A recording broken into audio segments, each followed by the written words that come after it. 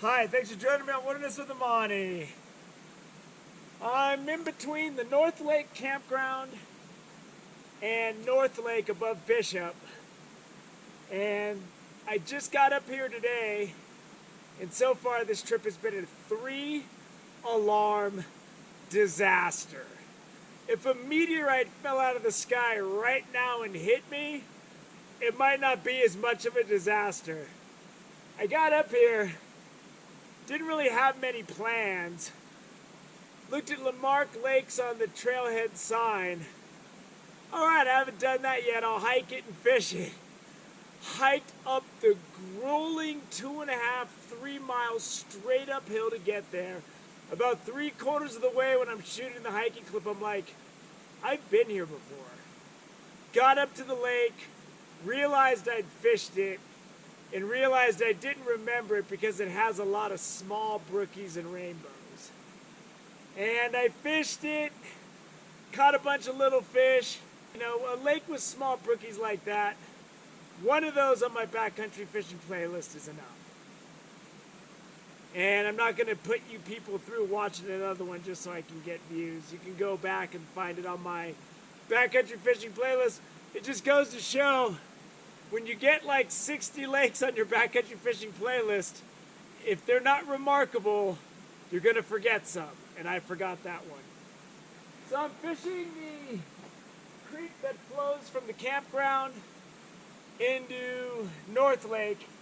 This first section, I'm probably just going to use the jig I have on my rod because it's on there. And it's really hard to fish with a fly rod, so I don't think I'm going to do that unless it opens up. Down below, there's some bigger, wider pools that I can drift my nip through. I'm going to shorten my leader to about 5 feet and go from there. But let's see if we can't salvage something out of the day. I've already hiked about 5 miles to 2 lakes for nothing today. Grass Lake and Lamarck Lake all had the same size 4 to 7-inch brookies in them. So let's see if we can't get some, I know there's nice browns in here, rainbows and brookies. So let's go see if we can't get some. Let's go see if we can't salvage my disaster. My jig in the water as I'm hiking out of here. And I got a nice little brown trout. Let me go down here where I can get my net wet, get everything wet, get my hands wet, let them recoup. There we go, get him in the net. Fishing the barbless jig, get it out of there. So I hiked 5 miles to 2 lakes up brutal ground and didn't get a single fish that looked like this. Everything I got were just little 6-inch brookies, but there's some nice browns in this creek, and that's what I'm gonna be fishing.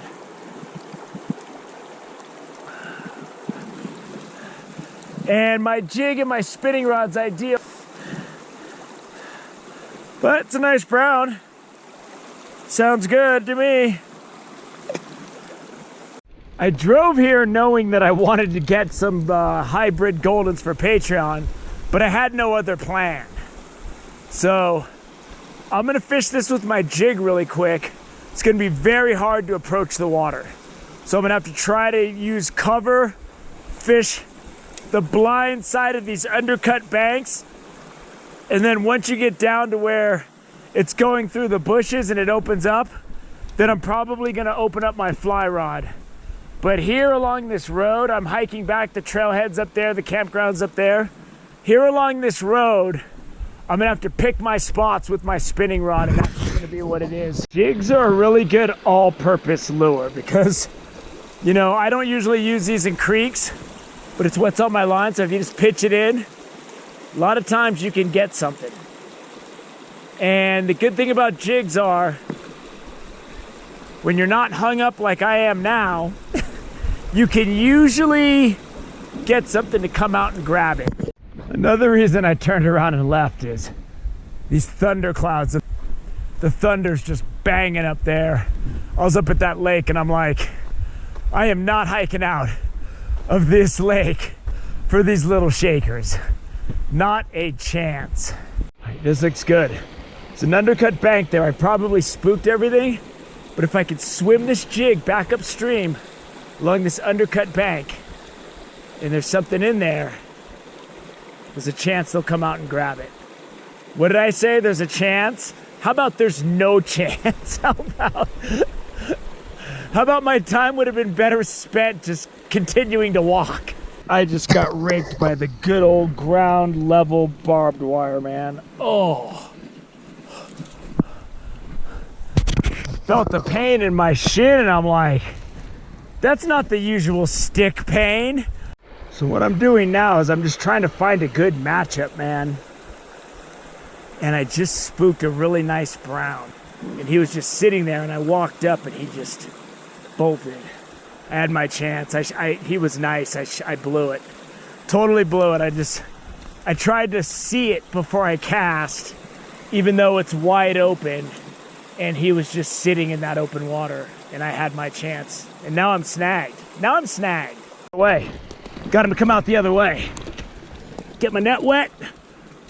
Ooh, that's a beautiful brown. Get my hand wet on the net. There he's in the net. Ooh, that's a nice little brown trout there. I'll take it after today. This is just this right here is made up for all of the hiking and all of the wasted time just catching these couple of little fish, man. See anything here, but there's this grass. So something could be under this grass. So I'm just gonna, I just watched 5 fish bolt. Fishing like this is a lot of work. I gotta filter some water. I used up all of my water. I hiked so much today. I have 1.5 liters I carry. I burned it all without even really fishing that long.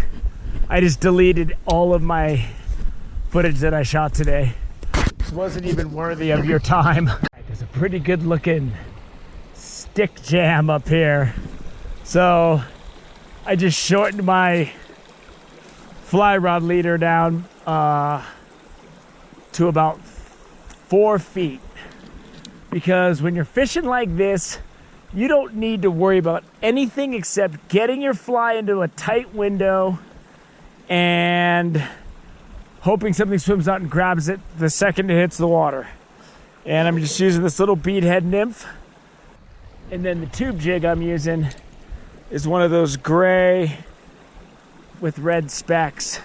And it looks kind of red in the water. So I could see something decent in the current, but he just turned and went the other direction, so he might be spooked. I don't know if I can hit that from here, but I'm gonna try.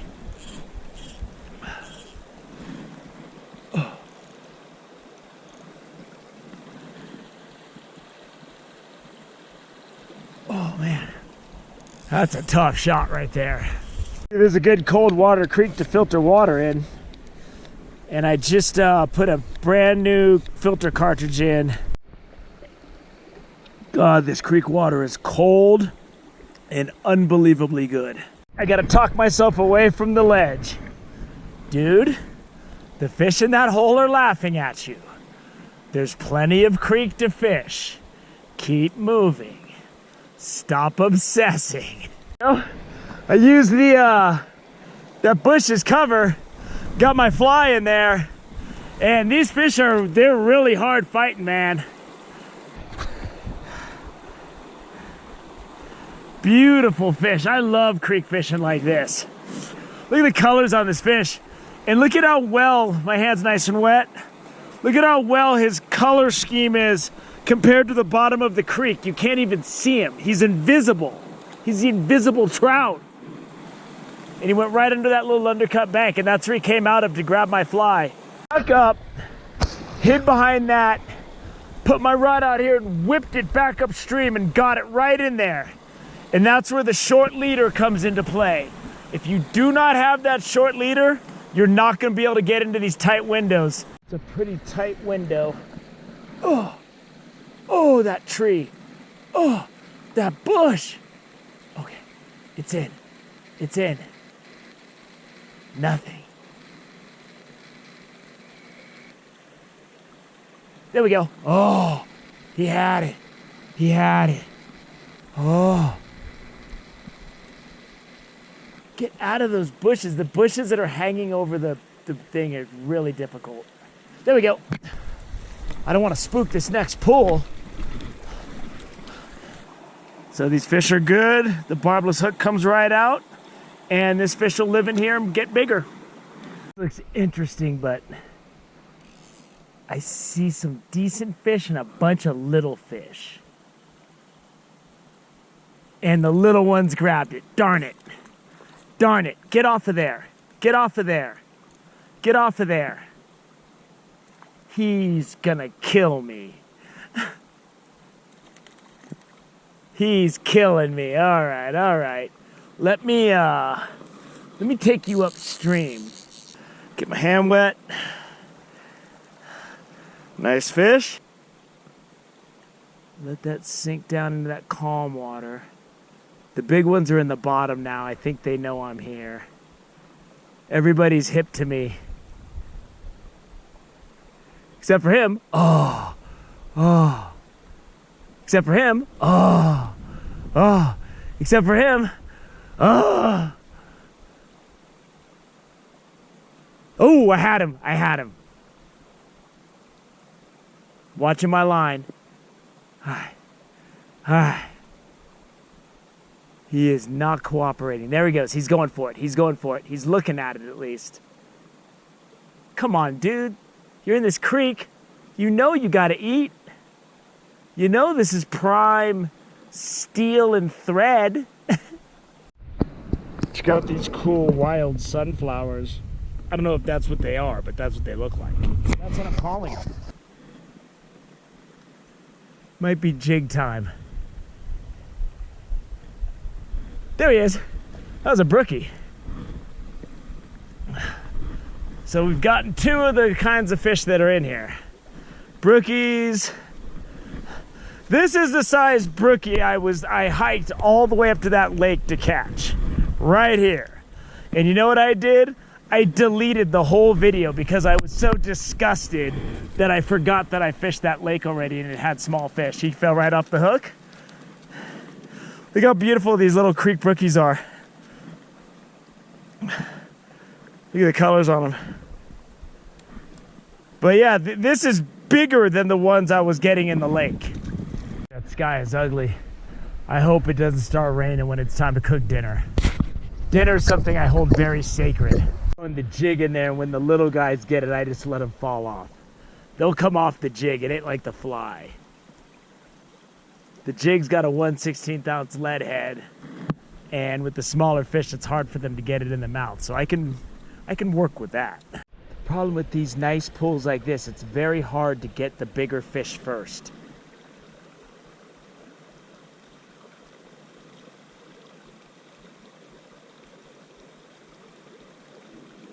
Let's see what we got here. I got this good cover. Whoa. All right, there's a decent one right over there. He went right for it. He went right for it. Did you see him break the surface? All right. I'm going to bring him over this bush. It's a good brown. Oh. He went right for it. He broke that surface. Oh.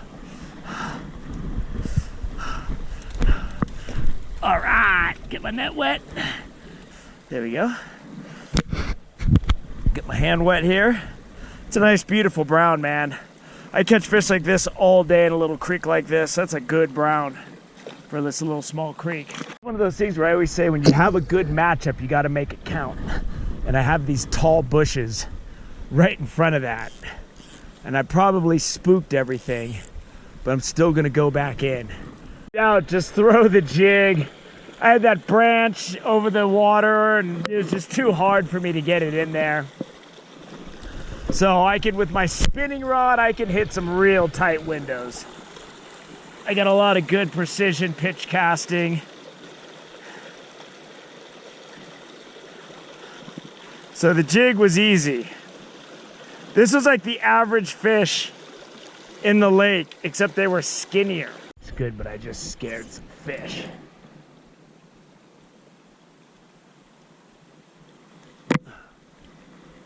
Maybe I should have went with the jig. One of my big problems is Rather than go with what's best for the situation, I go with what I want to use, how I want to catch the fish. How I want to catch the fish makes no difference. I just need to catch the fish. That's the thing. And when you start getting fancy in tough situations like this, where everything gets spooked in 2 seconds, I don't know why I do that. See this guy's jaws all ripped up? That's not fishing barbless right there. That's what that does. Even if you want to let them go, it doesn't matter. You know, they get torn to pieces. Sabotaging myself. I get into this killer spot that has big trout in it, and I just cast it. The wind blew, whatever, and I just cast it right into this frickin' tree. There we go, right on the road. Nice rainbow. Nice rainbow. There was a bunch of little guys going for it, and I was just letting them hit my woolly bugger and spit it out. And then this guy came right up from the depths and just whacked it.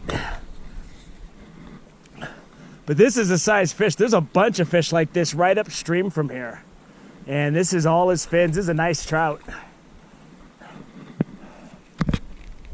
Get him in. Get him out of that current. Get him out of that current. Come on, buddy. Come on, buddy. I can eat my dinner in peace if I get you in the net. And he's in. Ooh, that's a good sized fish. He's got all his fins. I think this guy's natural. He barely fits in the net though. That's a nice rainbow right there. Look at his big wide fins. Nothing's sawed off in the tanks. I'm gonna try to let him sit here. I could see his shadow at the bottom, and I have the short leader, which is too short for this big pool, but it was enough to get him to come up and grab it. There he is. That's a good sized rainbow right there. I'm gonna let him sit up in this current for a minute, because he put up a struggle in the net. This isn't ideal as my big net, but it's good enough to get him going. There he goes. He's starting to fight. He's starting to fight. I want this guy to survive. There he goes. See, my bigger net, it's real easy to revive fish this size. There we go. It's gonna move him back and forth until he swims off. There he goes, there he goes. There he goes, good fish. He's swimming in that good strong current right there. That's a good sign right there. With this much wide water, I normally like to have a longer leader, but I don't care, man. I'll use this short one. Get that out there, let the woolly bugger sink. Oh, that's gonna do it. I gotta go cook some dinner. I'm going high end. I didn't get the cheaper hot links. I spent a couple extra bucks and I got the Portuguese sausages tonight in quesadillas, and that's gonna be good with some toasted bagels. These Portuguese linguiça, they have such good flavor. You don't have to put anything on them. So, I salvaged today. I'm glad I got in that wild section of the creek up there along the road. Nailed a couple nice small browns. I saw multiple big browns and rainbows the size of that one I caught just upstream in those pools, because we're getting closer to the lake. So I'm sure there's bigger ones closer to the lake. But I gotta cook dinner. I am wiped out. I am so tired right now for no reason, because I couldn't remember that I went to Lamarck Lake. I can remember all of the lakes around this area that I've caught big brookies, rainbows, or browns in. But I don't remember the small brookies, because I never plan on going back there again. And I saw it on the trail. I'm gonna go to Lamarck Lake, and hee-haw! Went up there, and now I'm just wiped out. I'm gonna go make dinner. I hope you enjoyed. A couple hours on the creek before dinner time. It was good. Didn't start raining on me. I'm feeling right. Thanks for joining me on Wilderness with Amani. Until next time.